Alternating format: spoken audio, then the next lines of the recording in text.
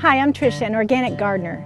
I grow organically for a healthy and safe food supply, for a clean and sustainable environment, for an enjoyable and rewarding experience.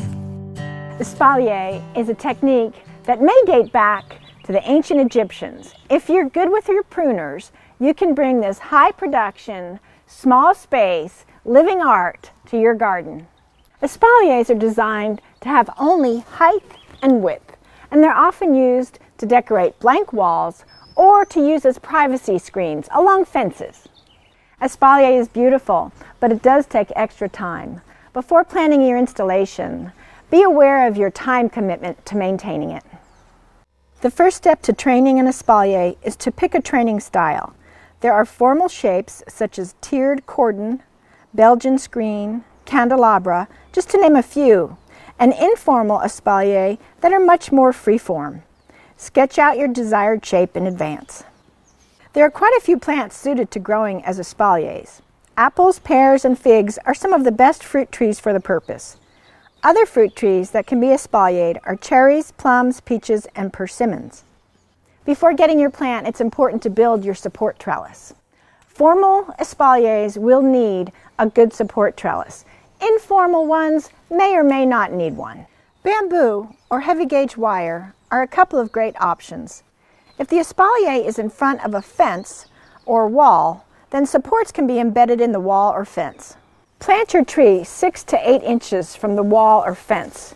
This will help with air circulation and prevent mildew and other fungal diseases.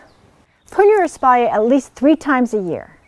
Once in the winter and once in the early spring, which will help control the shape, and then once in the early summer, which will help control the size. Don't prune, however, in the late summer or the early fall.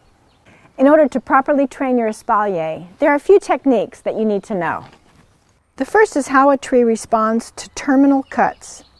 When you head back a branch to a bud, the bud right below the cut will be the one to grow. Before a bud break, you can actually control where the tree will branch by rubbing off undesired buds when they're under a 1/4 inch long. Avoid a heading cut on your scaffolding branches until they've filled the space you desire them to fill. That leads us to our next technique, which is how to bend a branch. To start, splint the branch you want to bend.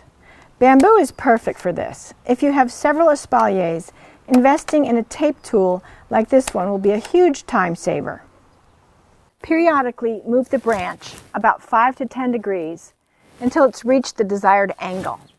Make sure that the tape isn't girdling the branches.